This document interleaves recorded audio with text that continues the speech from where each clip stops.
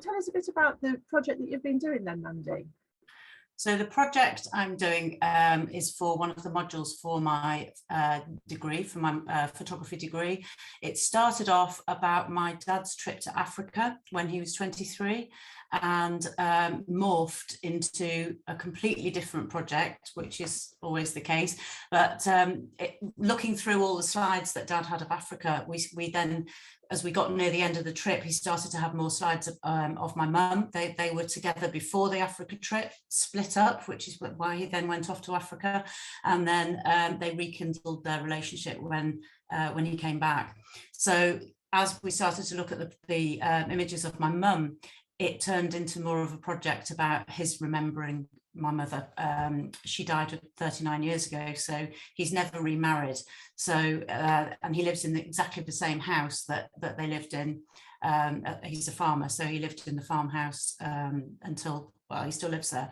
So there was a lot of memories for him in that farmhouse, and I decided that I was going to investigate all his memories, going back through the photographs. So we started to sift through slides and through photos. I was scanning them onto my computer, but I needed a way of making those images mine for my project. I can't just present them as his photos. So that's where I turned to you. Because I just needed a different way of presenting. So I was able to use your book to help me to do that. And then once I'd got everything together, and I had to then research all the background to really to memory and to grief and to my feelings of losing my mother, and doing a project about my relationship with the grief.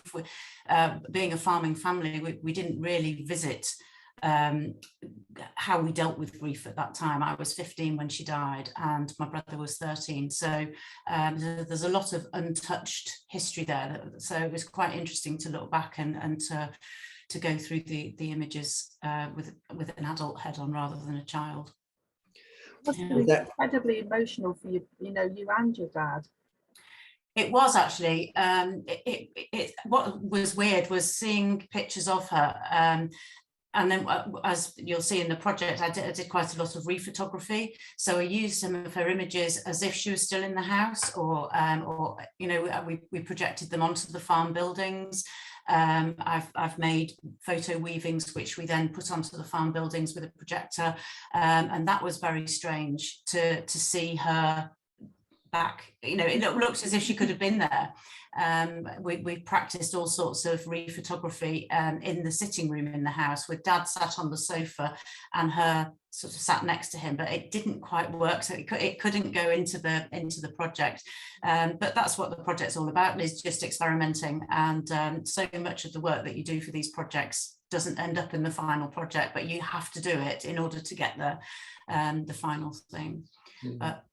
But yeah, it was very emotional. So there was a lot of interaction with your father, like you were looking at photos together. Like, was he comfortable with everything? Was there anything that he found more difficult? Loved it. He's absolutely loved it. He keeps everything, absolutely everything. So I initially scanned all the Africa slides. So there's 500 Africa slides. So we did all that, and then we have to talk about every single one of those. And then we scanned in the slides of Mum. And there's so many more as well that I want, that there's there at the farm. There's I only have 12 weeks to complete these projects, so there's not enough time to do it all in one go. But yeah, Dad has loved it, and he's had a bit of a starring role in it. So one of my favorites from the video is actually your dad opening the door of the car.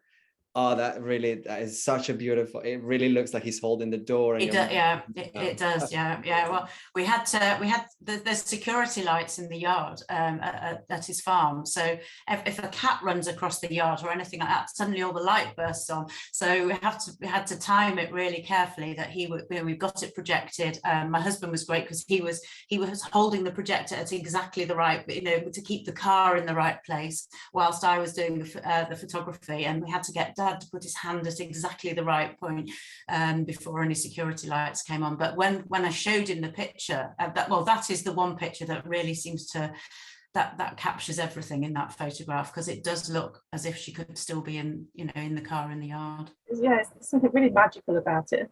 The ones like the projection into the bath. That's me. That's me as a little girl. Yeah. The sort of in the kitchen and stuff. It's an amazing way. I mean, it works so magically because he's still in the house, doesn't it? That you've been able to put the same people back into the house sort of 39 years later or whatever. Well, more. Yes. Like they were childhood photos, weren't they? Yes. Yeah. It's breathtaking, actually. I mean, you know, it's not my family history, but I found it incredibly moving watching that video. Well, there's a few friends. One of my friends was in Anglesey at the time when I sent it to her just to preview, and I said, you know, can you just have a look at it? She said, I'm weeping on the caravan steps, which is, it's great. But I think for me, I'm so close to it and it becomes a piece of work that you become removed from it. But watching it again, you know, it's a few weeks now since I've submitted it. So watching it again, you can see how people are affected by it. And I think everybody has their own journey with grief. And really, it wasn't grief so much as memory. You know, it was we weren't maudlin about it. You know, we wanted to celebrate the fact that we could put her back into the farm. So yeah, it's been a great project. I've loved doing it. Yeah, I think there's something about the fact that even if we've experienced grief in different ways, we've all been part of that. We've all explored memory. So there's something really relatable about your body of work that I think it just lands in different ways. And I also found it very moving, but I've not actually experienced the loss of a parent yet. But I have been a child, and I have experienced grandparents and all of this interaction of the family and the memory of the family together. It's a really powerful image, I think. Was there anything that you learned about your family that you didn't know before you started? Not about the actual family. There was there's photographs in the between Africa and well, at the end of the Africa trip, which was quite amusing. Dad said to me, have a look in this envelope. So what's in there? And there was letters from an old girlfriend and a couple of photographs of him dancing with a girl on the boat on the way home. And so things like that Dad has never spoken about, that was quite funny. And actually it might make it into one of the concertina books that I've started to do. But those sorts of things I didn't know about. But Dad has been, he is very much into family history. So he has the family tree, and we're an enormous family. There's lots of cousins and so on. So he keeps everything. So there's nothing, I haven't actually come across anything that I haven't seen before, apart from the girlfriend. But there's an awful lot of cine footage. My mother's mother used to take cine film, and I have got boxes and boxes of it. And I've got 3 projectors, and none of them will play it properly.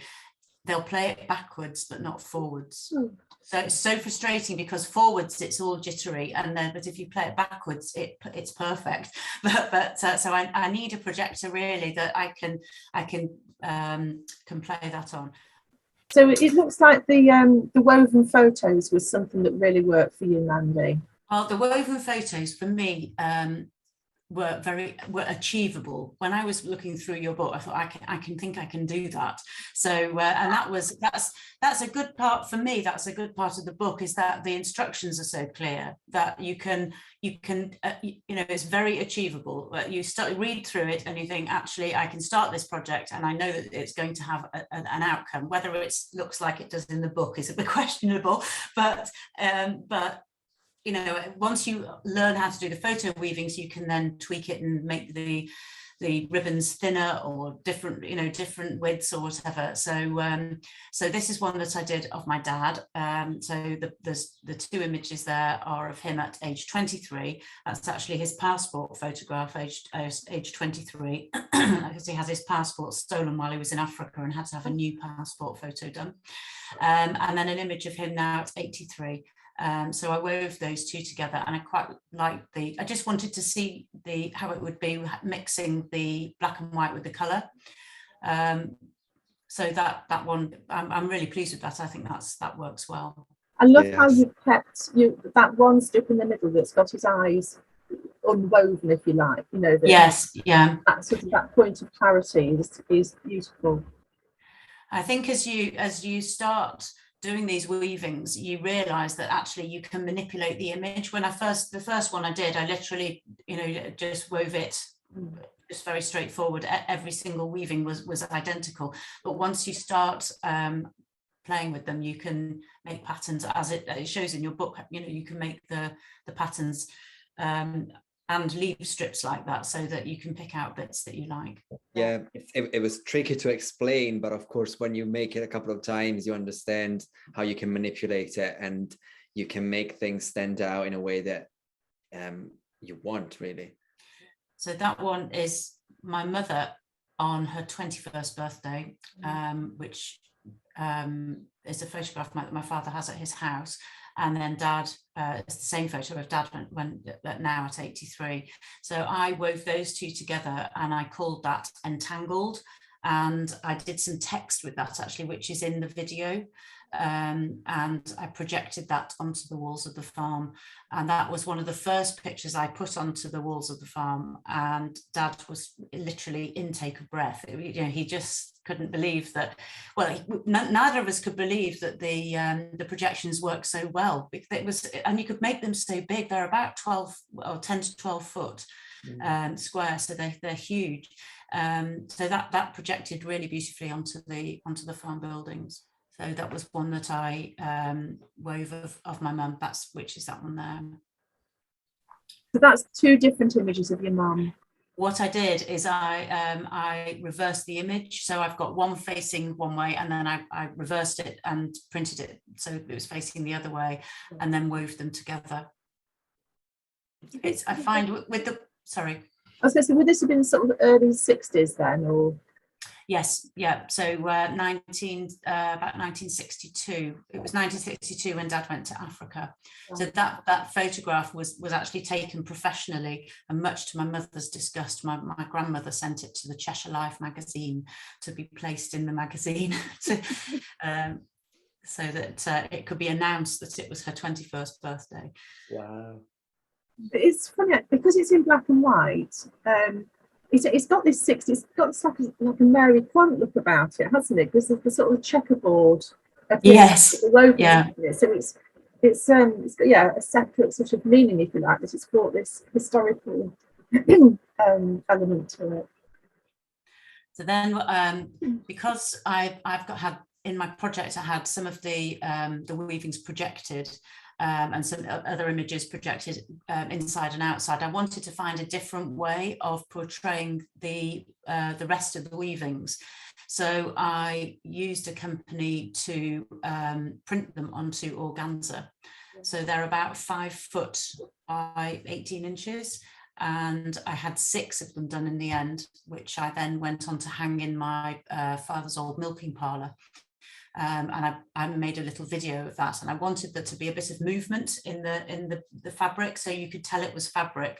And so I had Dad standing at the end of the milking parlour with my hairdryer, so that just to get a waft of fabric.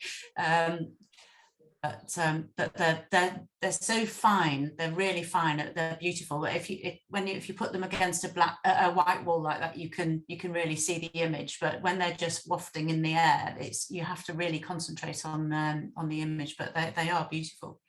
What will you do with those now then, Mandy? Well, I'm not sure. I've got 6 of them. So I haven't had. You can see that the hem there isn't a hem at the bottom. It's all rough around the edges. So I could have paid to have them hemmed, and I suppose they could have made scarves or something like that, but I haven't had them hemmed. I'm not sure what to do with them, but they're so thin and beautiful. So at the moment they're rolled up probably just behind me. Oh, I love this. That was the entangled one. Yes. On the farm building. I wanted to include as much of the farm building as possible, just to get the scale of how big they actually were. Yeah, the perfect sky behind it as well, isn't it? Yeah, it was just lucky. I was going back to the farm 2 or 3 times a week. Live about half an hour away, so I was traveling over there to take these images, and I was having to go later and later and later as the nights got the days got longer. So you had to wait for it to get really dark before you could use the projector outside, whereas the ones inside, what I could do that sort of in the half light. It wasn't a problem. That's my brother on his space hopper and his cowboy half in his cowboy outfit and then half in his school uniform. So this is another that you've woven in a sort of the more traditional way, Mandy. Yes, yeah. So I wove that one. I took the picture of my mother and I. That's my mum and I. I've just got my riding hat on and my riding crop and boots. That was taken obviously when I was very little, and the picture behind it is the tree in the garden, the ash tree in the garden, which is where the original photograph was taken. So that tree is still there. Yeah. So what I did is I actually tried to project the image onto the tree, and whilst we were there, it looked quite a special thing to do to project it onto the tree trunk. But actually, when we had a look at the photograph, it just didn't come across as well. So it worked better to have it printed onto the silk, and to use it as one of the organza hangings. So this is my grandparents, my mother's parents, although mum was adopted. So mum is in the middle there, and sort of looking as if it's sitting on my grandmother's lap is Suki the dog. But mum didn't know she was adopted. She had no idea that she was adopted until she was 45, so literally 12 weeks before she died.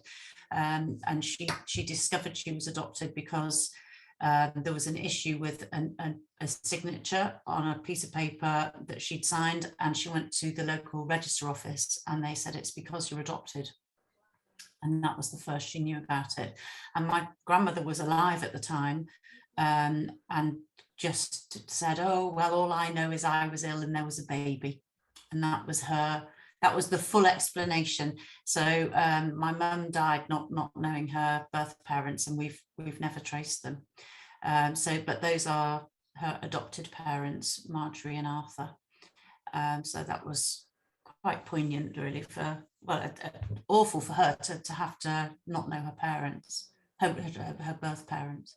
I love the way that you've woven that with the 3 bands of the colour. Yeah. I wanted to try and keep the hands in, and I wanted the dog's face to be in and mum's face to be in. So, but I wanted to try and keep, I like the use of the colour and the black and white together. Yeah. And all the more effective, I think, that it's not all the way through. It's sort of 3 bands of it. Yes, yeah. So this one is half of my mum's face and half of my dad's face, and that's projected onto the farm buildings, and it reminds me a bit of the John Stetzer faces. So I put that up onto the building, and my dad looked at it and he said, "Who's that?" I said, it's half of you and half of mum. He said, it looks like me. Yeah. So it's I actually really like that picture, but again, it just didn't fit in the flow of the project. It's so hard when you're editing, when you've got so many photographs and images that you want to put in, but you've got just to be so ruthless. So was this a digital collage, or did you actually cut them? It was a digital collage, that one. Yeah. Perfect alignment. Yeah. Do you see yourself in this? Then you're a product of these 2 people. In this photo, the combination, do you see yourself? I think there's images of I'm very like my mum in looks, but also I can see myself in my dad. Different people see different things, don't they? That's the thing, and you can never see it really yourself. But I've shown friends this, and they'll go, "Gosh, you're just like your mum," or other people will say, "Gosh, you're just like your dad." Yeah. I think the camera angle that I'm looking at you at the moment in this, I can very much see your mum. So those are the organza hangings. So there just happened to be a wire strung all the way along, which was perfect for hanging them. Dad thought I'd gone absolutely mad. I was on a ladder and he was handing me pins to hang them up on there. But you can see clearly what they look like. You know, having seen the images, you can see now that they've printed up well on the silk. Beautiful, but so ethereal as well.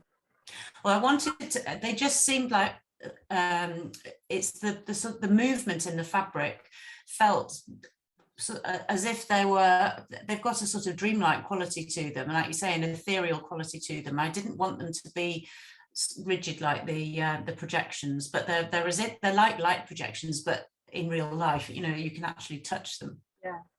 And these are the blocks. Once I'd made that, well, I've got them next to me now. Once I've made them, I couldn't put them down. I've had them in all sorts of combinations. It's absolutely addictive. And then there's the little blocks. So those are only 3 centimeters. So I've made those, which I've got those here. And those are part of the new project.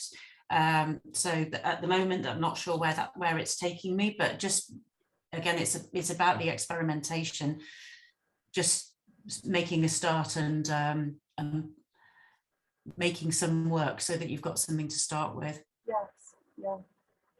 It was just about identity, really, how you see yourself on certain days, or how you're feeling, your emotions, or just making patterns. You can just make patterns out of them. Yeah. Yeah. They're incredibly difficult to get back together once you've collapsed them all and mixed them up. I didn't think they'd be so difficult to get back together, but they are. Yes. Really effective, aren't they? Yeah. So is this is the frog image that we saw somewhere behind this, is this the same lot? Yeah, the frog image is in there. So it was the eyes. I was looking for eyes, and then I thought, actually, I was just tearing bits out of magazines. I wanted to try and mix faces up, all sorts of faces, ages, skin textures, skin colors, and just mix them all up. So I did one side all of lips, one side all of mouth, eyes, sorry, one mixed faces, one with the frog. And then I did a pink side of 2 faces and some eyes, and then one side, which is it's a ceramic sculpture, which I found in a magazine, which I thought would give me one side, which would be easy to put together, but it's impossible. So you have to start with the frog, otherwise you can't get them all back together. It's like a jigsaw, which, you know, is quite interesting in itself, really. It's like 6 jigsaws in. Yes, yeah. But it does kind of make you focus on the images more then, doesn't it? Because you're having to work to put it back together again. It, you know, whatever images you use on those, it does cause whoever's looking at them to really look at the pictures, doesn't it? It's a good mechanism for that. Yeah, I'm quite interested in them as well for using maybe as part of a participatory workshop. I've just done a photo voice course about learning to do participatory workshops. So just having something that's tactile, that you can say things with the photograph that you maybe can't say in words. You can make photographs that you can't actually voice. So I did a project before Christmas with some teenagers using disposable cameras, and some of the images that they came back with were fantastic. But I asked them to write about some questions about, it was actually about lockdown and COVID, and one of them came back with, he just said, I can't write, I can't put it into words, but his photographs were fantastic. So it's really poignant that there is a visual voice that you can't always actually put into words. So I was quite interested in doing these blocks to maybe use as part of a participatory workshop. Yeah, it's a great idea. We'd love to, you know, if you do that, we'd love to hear more about that, Jack, I think, wouldn't we? Yes, definitely. That's one of so those are the sides mixed up together. Yeah. You can just keep making more pictures, and that's the ceramic side, which, as you can see, is virtually impossible to put back together. So is this the first project that you've done on family history? Yes, it is. I haven't done one on family history before. I've done for the project. Sorry, for the degree. There's a different type of project each module. So I did a collaborative project with using the disposable cameras prior to Christmas, and then before that I was doing street photography. So I live close to Manchester, so going out taking pictures of all sorts of people in town. And it was through that I took a picture of a skateboarder, and he followed me on Instagram. So I contacted him and asked him if I sent him a disposable camera, would he answer some questions with a picture? And he said he'd really like to do that, and could his friend do it?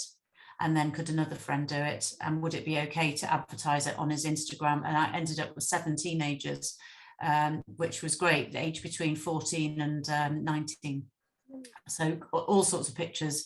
But it was really interesting to work with them. And I think that's why the participatory photography, feels as if it might be the right thing for me to do, because I've got 3 sons, all in their 20s now, but I find that age group, that sort of late teens, really interesting. They're growing into adults, practicing adults, my kids call them. So that sort of age group is, they're not really sure where they're going, and nor should they be, but it's great to have an affinity with them, and the project was great. So this project, the family project, is something completely different, and now I'm starting a new project again, and I'm just playing at the moment with ideas. I'm not really sure where it's going, but as I say, we have 12 weeks to do the project. I'm on week 3, so just have to keep practicing. How did the book Artful Memories help you or assist you in this whole project? Massively, Jack, massively. Well, because I haven't got any experience of it, it's like I do a lot of cooking, so I'm used to using recipe books, and I follow the instructions, and you end up with something that works. So your books are the equivalent, I think, of a recipe book for collage, because you've got all the ingredients there. You tell us exactly what is needed. I know I've messaged Jane a couple of times saying, when you say sari strips, where do you get those from? So so I've got all the stuff together. I've got more collage stuff than you can shake a stick at now in my office. So once you've found what you want to do in your book, you can then easily put it together. And I think that's what I found so brilliant about it, is that it works. It really works. It's been fantastic, and it's got so many ideas, and they're achievable. They're not things that you can't possibly create, and you've got lots of practitioners in there who are actually using those things in the real world. And for me, for my project, I need to do a lot of research, so I'm able then to look those people up, and I've contacted some of them through through Instagram, and people reply, and everyone's very nice about it. And so it's like a big community. You're sort of inviting us into a community. It's fantastic. I've loved it. That's great. I think what we wanted was for people to be able to take this techniques and ideas really anywhere they wanted or they were drawn to, and you're the example of this. Just incredible. So thank you. And also, we did mention community, and we do say get in touch and talk and share photos. So I'm so pleased to hear you say that actually some of these artists have responded and they're collaborating. Yeah, they do. Honestly, I've contacted so many artists on Instagram and said, look, I'm doing this course. I just need your advice. Are you able to let me know what you think? And I literally 1 or 2 haven't replied, but most people reply and say, keep in touch. And it's fantastic. It does feel like a proper community. But there's so much in your book. There's so many references in there, and so many ideas that you can then, if you look those people up, you can then go on to more work. It's just leading you in. Rabbit holes. That was it was we obviously we did an open call asking people to submit work using found photos, and we wanted obviously this range of artworks. That was really important to us, to create the beautiful book that we wanted, that was useful but beautiful as well. But a few people have said actually that they've found new artists through it and got in touch with them and been inspired by specific artists, and then to research them more. And it is a really important part of it, because Jack and I met through Instagram. everybody I know that does this I've met through Instagram, really. Social media gets a bad rap sometimes, but it's got some amazing positive. Depends how you use it, doesn't it? It definitely depends how you use it. Certainly for my course, it's invaluable. Yeah. Let me ask you, what's your favourite page in the book? Well, I saw that question, and that might be coming, and I have got I've got the book in front of me. So the page 114 and 15 are the pages that have got the photo weavings on. Oh yeah. So I love that, and I have looked these artists up, and Greg Sands. I actually referenced Greg in my critical report that I had to do, so that was fantastic. And also I love the second, well, the page nearly at the back, which has got these rephotography images in, and that's what set me off doing the projections. So I just thought I would just try doing those. I couldn't do the rephotography as the book sort of stated, so well, I'll just try doing it with a projector, so that's what set me off doing that. So those are the two pages that are the best. There's so many though. I was looking at magic lanterns. You've got me down, like you said, a rabbit hole. I was on eBay looking at magic lantern slides. I just don't need them. They are amazing. The problem is, you see, we've created this demand where we're all looking for the same things on eBay, and the price is going to rise, aren't they? Yeah. We're all bidding against each other. So I think the final thing we're going to talk about is what's next, really. Will you continue to do, you are doing more sort of photography stuff, will you continue to use found photos, or? I think for the module that I'm on at the moment, it's called Sustainable Strategies. So there is quite a lot of encouragement to use found photos.